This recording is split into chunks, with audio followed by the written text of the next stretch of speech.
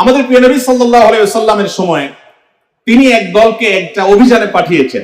তাদের মধ্যে যিনি ইমাম সাহেব ছিলেন, ওই আল্লাহর বান্দা প্রত্যেক নামাজের মধ্যে যে কোনো সূরা পড়তেন, যে কোনো কেরাত পড়তেন, শেষে সূরা ইখলাসটা অবশ্যই পাঠ করে তারপর রুকুতে যাইতেন।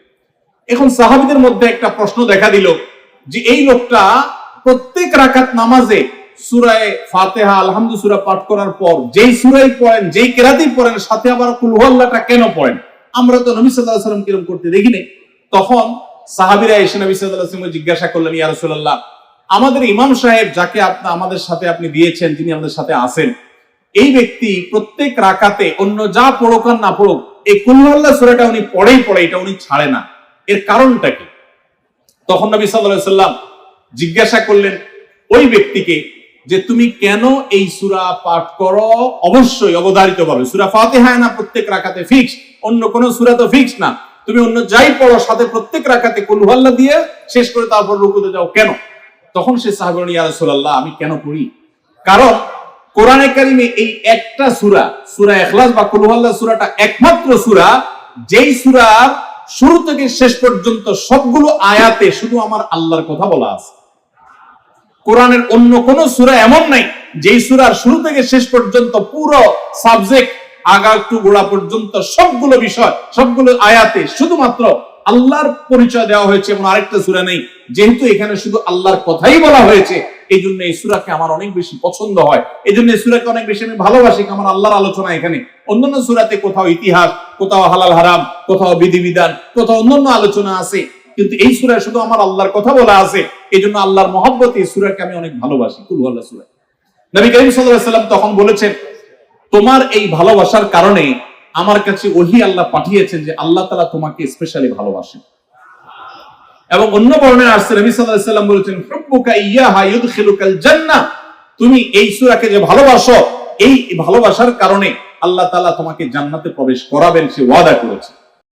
বাল আনতুম ইয়াউমাইদিন কাসীর, বরং সেদিন তোমাদের সংখ্যা হবে অনেক, দুনিয়াতে কোটি কোটি মুসলমান থাকবে।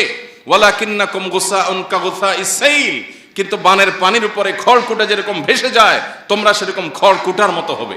তোমরা আদর্শহীন মুসলিম হবে, নামে মুসলমান ধারণ করবে, নামাজ পড়াটাকেই শুধু ইসলাম বানিয়ে নিবে, অন্যায়ের বিরুদ্ধে কথা বলাকে তোমরা কোনো ভালো বিষয় মনে করবে না।